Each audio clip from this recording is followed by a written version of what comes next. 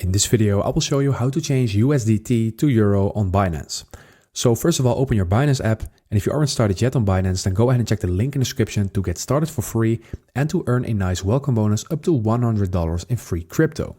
So anyway, let's dive into the video right now by clicking on the Binance logo at the top left from our home screen. And here we're going to click on the settings icon at the top right. And from here, you see under General, currency that is right now set to USD. So if you want to change this to Euro, then go ahead and click on this. And right now, select Euro that is just below USD. So let's click on it. And now our app, our Binance, will be set to Euro. So you can also change your payment currency. And that is something different than your general currency. So if you also want to change that to Euro from USDT, then you need to click on this. And then when it's set to USDT, go ahead and click on Euro. But right now this is set to Euro, so I cannot change it. But this is also something that you can change. So I hope this video helped you out. Please leave a like and consider subscribing. And then I see you in the next one.